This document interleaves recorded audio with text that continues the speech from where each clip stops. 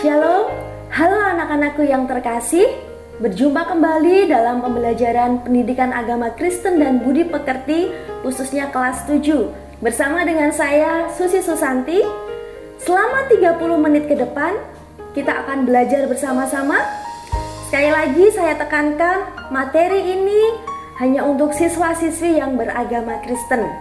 Dan kali ini kita akan belajar dari buku Pendidikan Agama Kristen dan Budi Pekerti kelas 7 dari Kementerian Pendidikan dan Kebudayaan Republik Indonesia. Bagaimana kabar kalian? Ibu percaya kalian semua sehat dan tetap semangat belajar meskipun dari rumah. Bersama Yesus ada sukacita. Oke, jika ibu mengatakan bersama Yesus, kalian katakan ada sukacita. Bersama Yesus ada sukacita. Jika ada sukacita dalam hati kalian, pasti kalian semua semangat belajarnya dan tidak mengeluh ketika mendapatkan tugas dari Bapak Ibu Guru. Sebelum kita memulai pembelajaran, marilah kita berdoa kepada Tuhan. Kita serahkan aktivitas kita serahkan pembelajaran kita kepada Tuhan. Mari anak-anak semua kita berdoa. Tuhan, kami sungguh mengucap syukur atas kebaikan-Mu, kesehatan, kekuatan yang Kau berikan kepada kami Tuhan, sehingga pada kesempatan pagi hari ini kami dapat belajar bersama-sama. Meskipun saat ini anak-anak-Mu belajar dari rumah, biarlah Tuhan senantiasa menolong, menyertai, memberikan semangat dan sukacita ketika mereka belajar dari rumah. Berikan mereka kemampuan Tuhan, hikmat, akal budi yang daripada-Mu, agar mereka dapat mengerti dan memahami setiap materi yang akan kami sampaikan pada hari ini. Terima kasih Tuhan, terpujilah nama-Mu. Kami menyerahkan pembelajaran kami ke dalam tangan kuasa-Mu. Dalam nama Tuhan Yesus kami berdoa, haleluya, amin. Oke anak-anak, kita akan memulai pembelajaran kita. Kalian bisa siapkan Alkitab kalian dan juga alat tulis kalian, karena jika ada materi-materi atau poin-poin penting yang harus kalian catat, kalian bisa mencatatnya. Pada kesempatan ini kita akan belajar dari materi bab 4 dengan judul dosa dan pertobatan. Sebelum Ibu menyampaikan materi pada hari ini, Ibu akan menyampaikan tujuan pembelajaran kita. Melalui pembelajaran ini diharapkan peserta didik dapat yang pertama menjelaskan arti dosa, yang kedua menceritakan akibat dosa, yang ketiga menjelaskan arti bertobat, yang keempat melakukan tindakan yang mencerminkan pertobatan. Bahan pelajaran dalam bab 4 membahas mengenai dosa dan pertobatan. Pembahasan materi dan kegiatan ini bertujuan membimbing kalian untuk menyadari kenyataan bahwa semua manusia itu berdosa. Namun, Allah tidak pernah membiarkan manusia hidup dalam dosa. Dia mencari dan menyelamatkan manusia berdosa. Mari anak-anak, kita akan membahas materi ini lebih lanjut. Yang pertama yang akan kita pelajari yaitu mengenai pengertian dosa. Dalam Kitab Perjanjian Baru menggunakan beberapa istilah dari bahasa Yunani untuk menggambarkan dosa.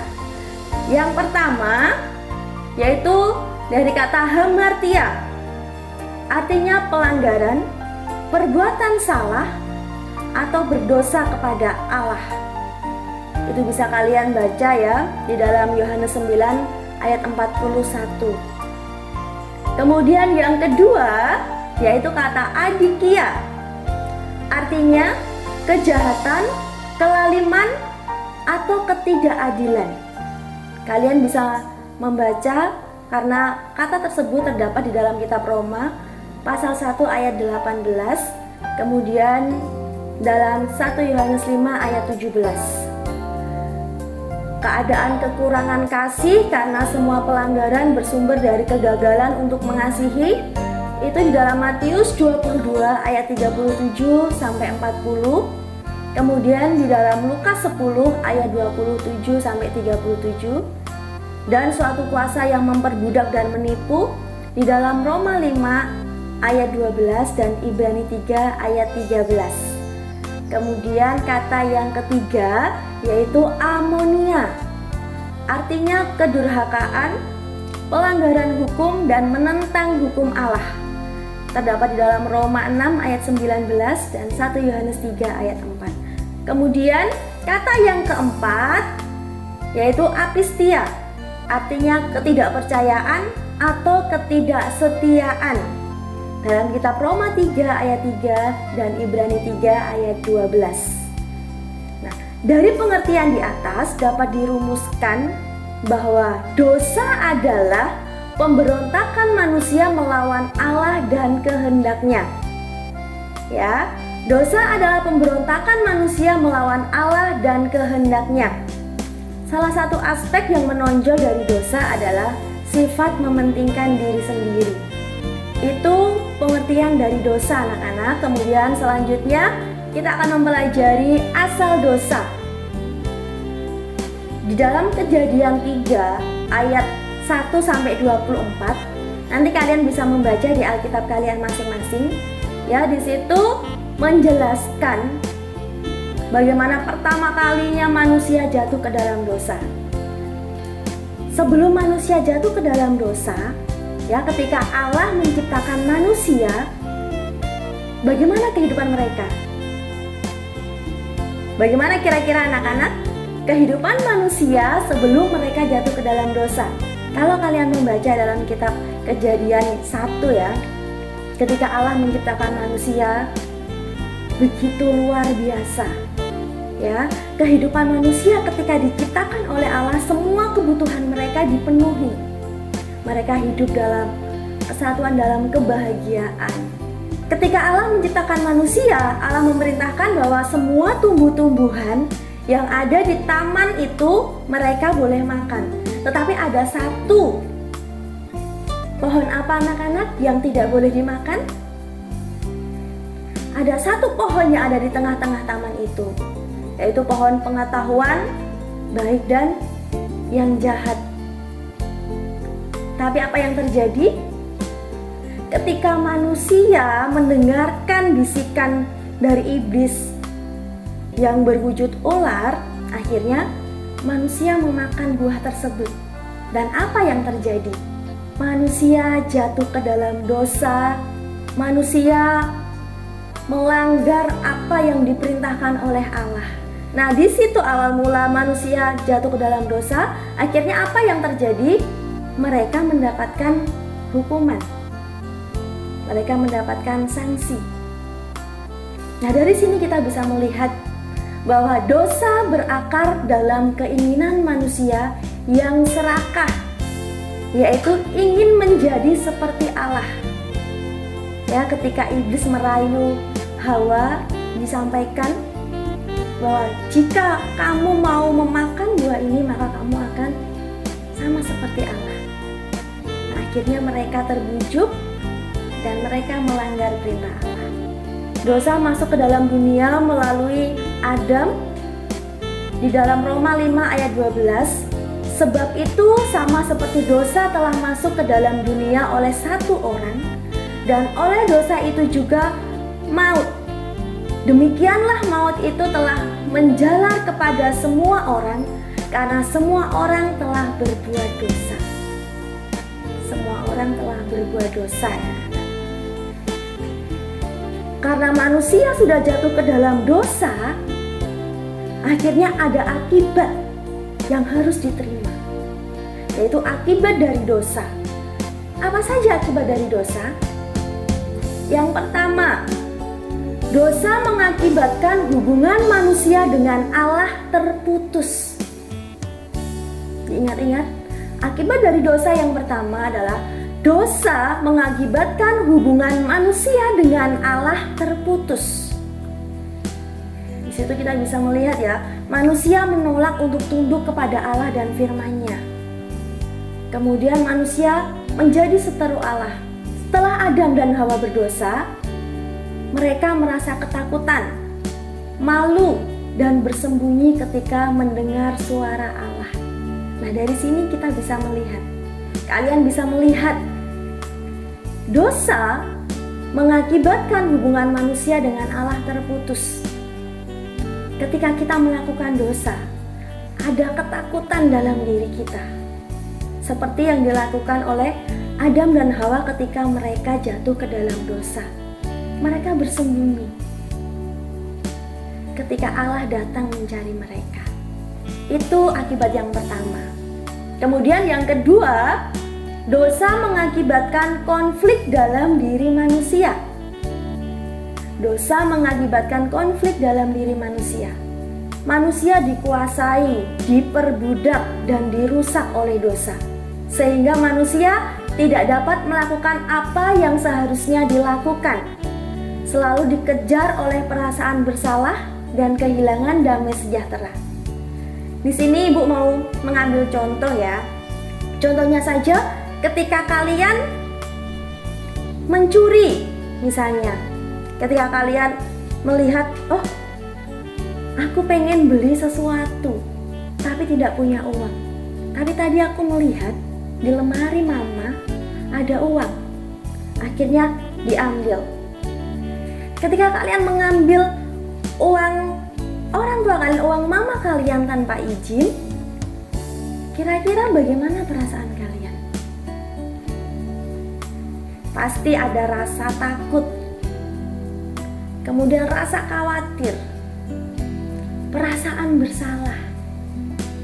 Bahkan mungkin ketika bertemu dengan mama, kalian bisa menghindar.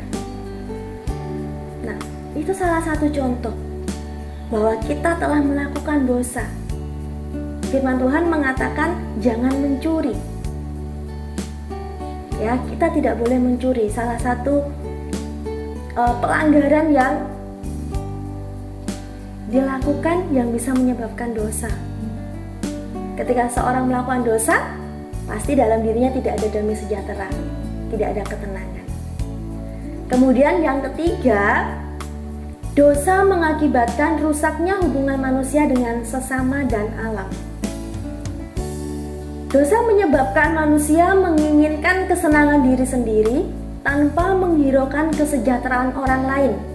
Sikap ini mengakibatkan kekerasan, kemudian kebrutalan dan peperangan antar bangsa. Jadi karena dosa ya, mengakibatkan hubungan antara manusia dengan sesamanya rusak. Ada pertengkaran, ada kekerasan, bahkan sampai ada orang yang tega membunuh saudaranya sendiri, membunuh temannya. Itu akibat dari dosa. Kemudian manusia mengeksplorasi alam dan merusaknya, sehingga hidup manusia terancam oleh bencana alam, misalnya banjir, tanah longsor. Karena keinginan manusia untuk kepentingannya sendiri, menebang pohon di hutan yang seharusnya dilarang tapi ditebangi supaya bisa dijual menghasilkan uang. Nah, akibatnya apa?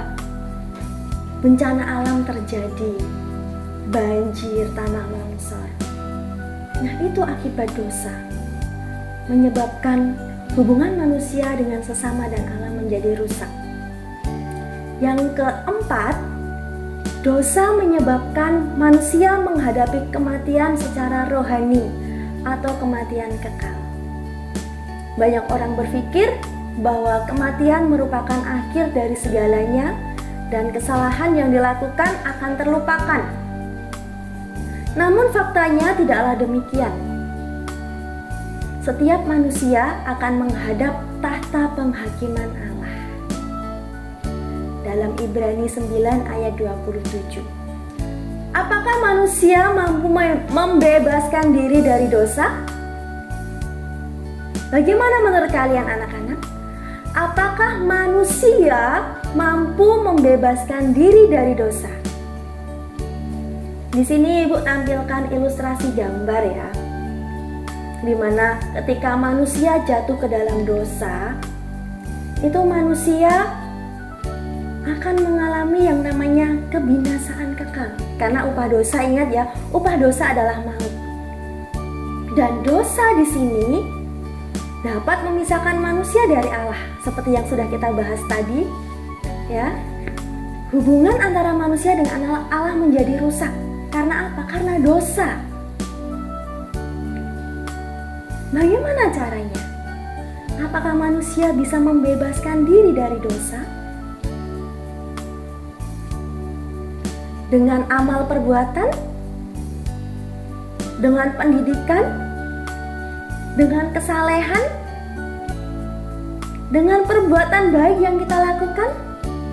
Apakah itu bisa membebaskan kita dari dosa? Bagaimana caranya anak-anak?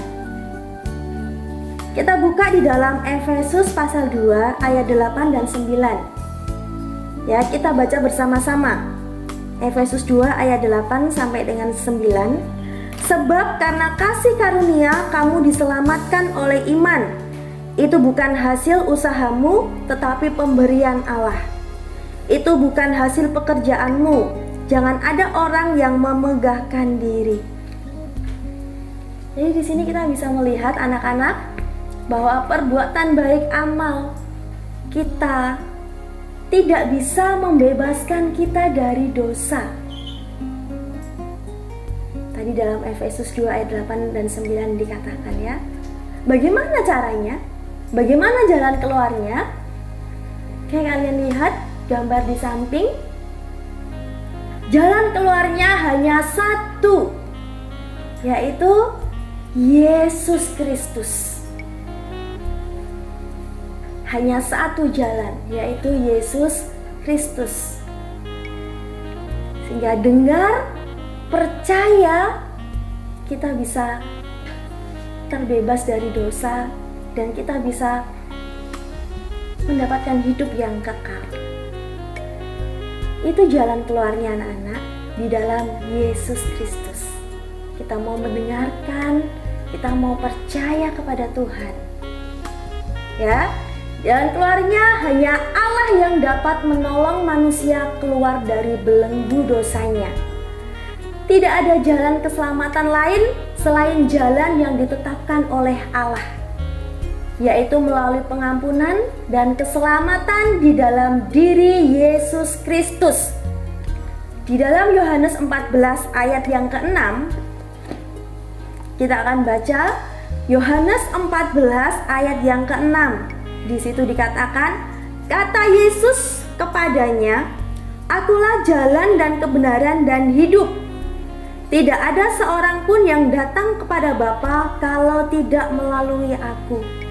Sudah sangat jelas di dalam Yohanes 14 ayat yang ke-6 bahwa hanya ada satu jalan, yaitu datang kepada Yesus. Hanya Tuhan Yesus adalah jalan dan keselamatan kita. Di dalam Roma 5 ayat 6 dan 8, karena waktu kita masih lemah, Kristus telah mati untuk kita orang-orang durhaka pada waktu yang ditentukan oleh Allah. Akan tetapi Allah menunjukkan kasih-Nya kepada kita oleh karena Kristus telah mati untuk kita ketika kita masih berdosa. Ya, pengorbanan Tuhan Yesus yang membebaskan kita. Baik anak-anak, selanjutnya kita akan belajar tentang pertobatan. Pengertian pertobatan menurut Alkitab, bertobat berarti berubah pikiran. Apa yang dimaksud berubah pikiran? Ya, di sini artinya adalah berbalik secara total dari perbuatan lama yang melawan kehendak Allah kepada hidup yang baru, yaitu menurut kehendak Allah. Dalam Kisah Para Rasul 26 ayat 20, firman Tuhan berkata, "Tetapi mula-mula aku memberitakan kepada orang-orang Yahudi di Damsyik, di Yerusalem dan di seluruh tanah Yudea, dan juga kepada bangsa-bangsa lain, bahwa mereka harus bertobat dan berbalik kepada Allah, serta melakukan pekerjaan-pekerjaan yang sesuai dengan pertobatan itu." Petrus pada akhir khotbahnya pada hari Pentakosta memanggil orang-orang yang menolak Yesus Kristus untuk mengubah pikiran mereka mengenai Dia, dari menolak Kristus sebagai Mesias menjadi beriman kepadanya sebagai Mesias dan Juru Selamat. Kalian bisa membacanya sendiri anak-anak dalam kitab kalian masing-masing dalam Kisah Para Rasul 2 ayat 36. Jadi bertobat artinya mengubah sikap dan gaya hidup yang tadinya tidak hidup dalam iman kepada Yesus menjadi hidup dalam iman kepada Yesus. Ya, bisa dipahami? Bertobat artinya adalah mengubah sikap dan gaya hidup yang tadinya tidak hidup beriman kepada Yesus menjadi hidup dalam iman kepada Yesus. Ibu yakin dan percaya kalian sudah tahu ya apa artinya hidup beriman, karena di sini ya, hidup beriman itu mewujudkan semua ajaran Kristus dalam perbuatan. Orang yang beriman tidak hanya sekedar percaya kepada Tuhan, membaca firman Tuhan, tetapi melakukannya dalam kehidupan, yaitu dalam perbuatan maupun sikap serta perkataan. Oke, selanjutnya anak-anak, kita akan membahas mengenai hubungan pertobatan dan keselamatan. Nats Alkitab yang berkaitan dengan pertobatan dan keselamatan. Di sini Bu akan sampaikan ya, akan sebutkan ayat-ayat Alkitab yang berkaitan dengan pertobatan dan keselamatan. Kalian nanti bisa membaca dan membukanya di Alkitab kalian masing-masing. Dalam Kisah Para Rasul pasal 2 ayat 38, kemudian ayat 3 pasal 3 ayat 19, kemudian pasal 11 ayat 18, pasal 17 ayat 30, kemudian pasal 20 ayat 21, dan pasal 26 ayat 20. Pertobatan bukan hasil usaha manusia untuk mendapatkan keselamatan. Tidak ada seorang pun yang dapat bertobat dan datang kepada Allah kecuali kalau Allah menarik orang tersebut kepadanya. Ya, perlu kalian garis bawahi, tidak ada seorang pun dapat bertobat dan datang kepada Allah kecuali Allah mau menarik orang tersebut kepadanya. Dikatakan dalam Yohanes 6 ayat 44. Kita akan membaca Yohanes 6 ayat 44. Yohanes 6 ayat 44, begini bunyi firman Tuhan, "Tidak ada seorang pun yang dapat datang kepadaku jikalau ia tidak ditarik oleh Bapa yang mengutus aku, dan ia akan kubangkitkan pada akhir zaman." Pertobatan dan keselamatan merupakan anugerah Allah bagi manusia. Jadi Allah melimpahkan anugerahnya, kasih karunia-Nya kepada manusia. Apa yang dilakukan manusia? Peran manusia yaitu merespon anugerah pertobatan dengan kesadaran dan keinginan untuk berubah dan bertobat. Ya, jadi manusia harus merespon anugerah itu. Bagaimana caranya? Caranya adalah setia berdoa, membaca firman Tuhan, membaca Alkitab, dan melakukan kehendak Allah. Di sini Ibu akan mengambil contoh ya, dalam kitab Injil Matius digambarkan ada 2 contoh pertobatan. Yang pertama yang dilakukan oleh Petrus. Masih ingat siapa itu Petrus? Petrus pada saat itu pernah menyangkal sebagai murid Tuhan Yesus pada saat Tuhan Yesus akan disalibkan. Dia menyangkal, dia tidak mengakui kalau Petrus ini adalah murid Tuhan Yesus. Apa yang dilakukan Petrus? Dia menyesal, dia malu. Kemudian dia mau bertobat karena Petrus ingin dipulihkan. Dan Petrus datang kepada Tuhan Yesus. Kira-kira kehidupan Petrus dipulihkan apa tidak? Kehidupan Petrus dipulihkan oleh Tuhan Yesus. Bahkan Petrus menjadi pekabar Injil ya ketika dia sudah dipulihkan. Kemudian tokoh yang kedua yaitu Yudas Iskariot. Masih ingat dengan Yudas? Apa yang sudah dilakukan Yudas? Yudas telah menjual Tuhan Yesus ya. Yudas menjual Tuhan Yesus supaya Tuhan Yesus disalibkan, diserahkan. Diganti dengan apa anak-anak, masih ingat? 30 keping uang perak ya, dia menjual Tuhan Yesus dengan 30 keping uang perak. Kira-kira menyesal apa tidak? Yudas juga menyesal. Pada saat itu, ketika itu Yudas menyesal. Kemudian dia mengembalikan uangnya. Apakah dia bertobat?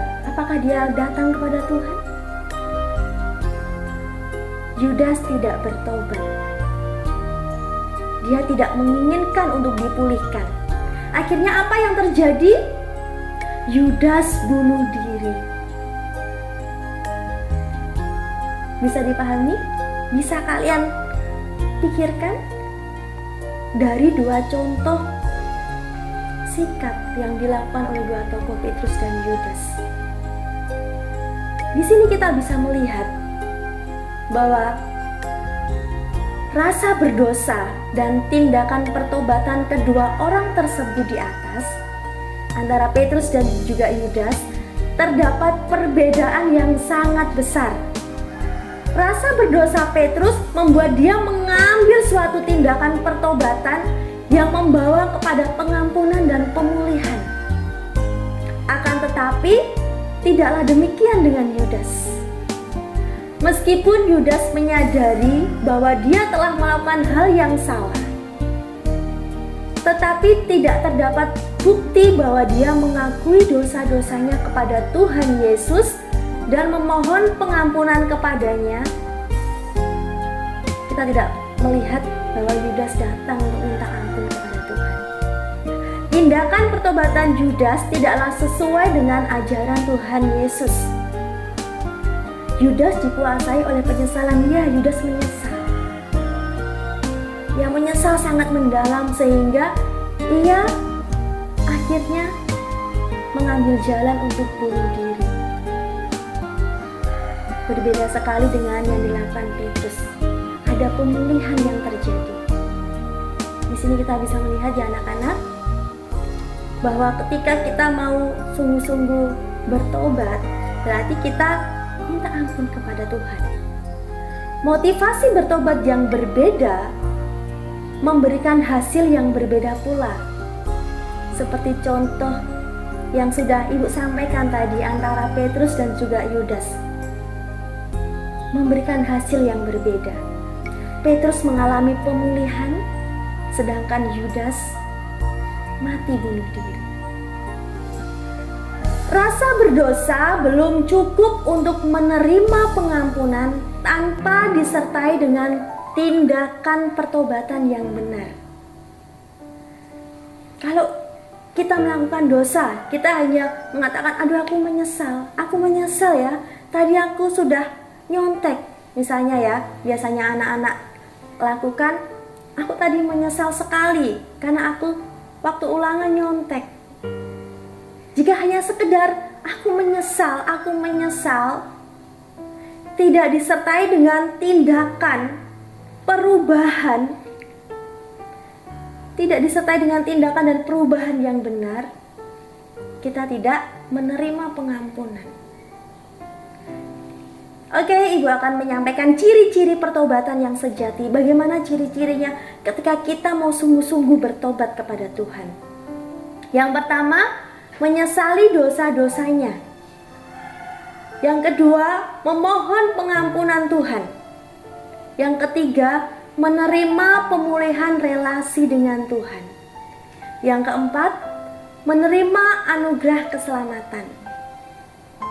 Kemudian yang kelima, menghasilkan buah pertobatan perubahan sikap hidup. Sangat jelas ya anak-anak, ketika kita mau sungguh-sungguh bertobat kepada Tuhan, kita menyesali dosa kita, kita minta ampun kepada Tuhan, supaya hubungan kita dengan Tuhan kembali baik dipulihkan. Bahkan kita bisa menerima anugerah keselamatan daripada Tuhan. Setelah itu, kita bisa mengalami perubahan hidup, mengalami perubahan sikap.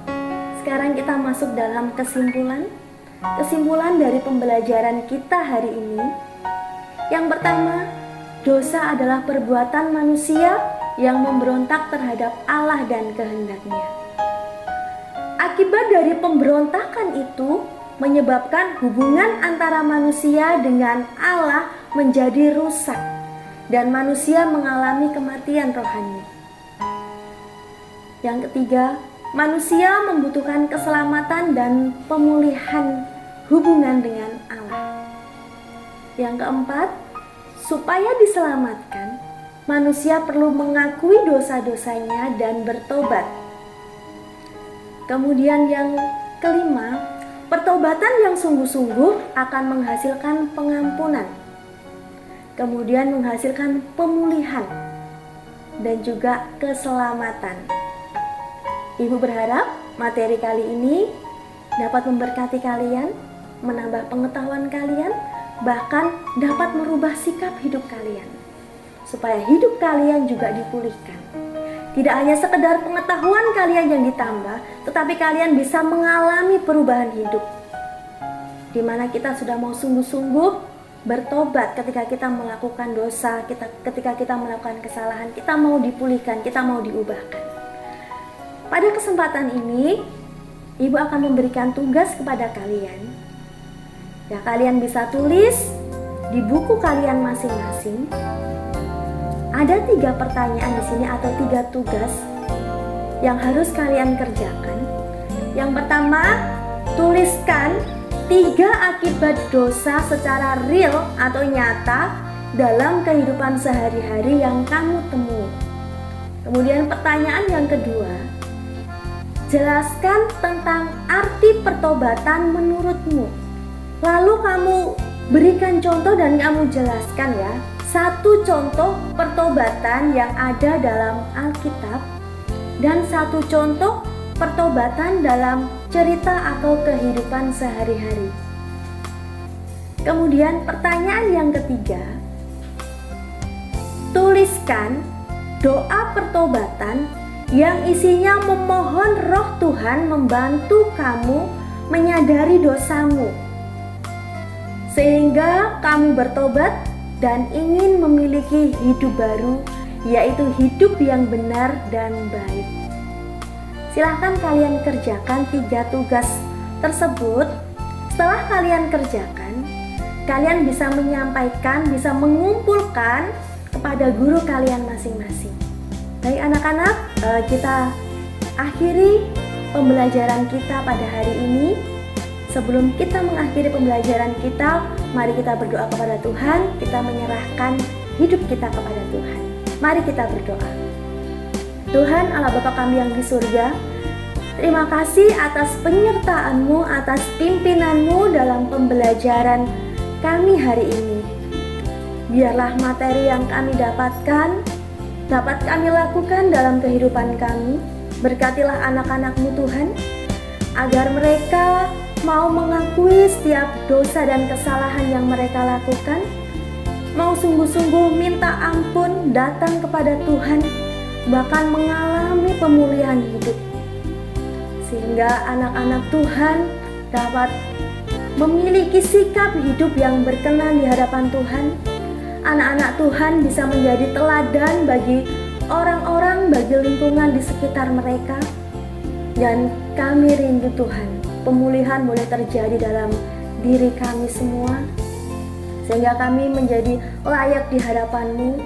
Kami bisa merasakan anugerah yang Engkau berikan kepada kami, sehingga kami bisa mendapatkan hidup yang kekal, sesuai dengan apa yang sudah Engkau janjikan kepada kami. Terima kasih Tuhan, berkatilah anak-anak-Mu yang saat ini belajar dari rumah mereka masing-masing. Kiranya Tuhan senantiasa memberikan kekuatan kepada mereka, agar mereka memiliki semangat, memiliki sukacita untuk terus belajar, bahkan memiliki semangat untuk bisa terus melakukan firman Tuhan dalam kehidupan mereka. Terima kasih Tuhan, terima kasih Yesus. Kami serahkan waktu kami serahkan aktivitas kami selanjutnya hanya ke dalam tangan kuasa-Mu. Biarlah Engkau sendiri akan menuntun dan memimpin kami. Terima kasih Tuhan, di dalam nama Tuhan Yesus kami berdoa, haleluya, amin. Anak-anak, kita sudah berakhir. Selamat belajar untuk kalian semua. Tetap semangat, Tuhan Yesus memberkati.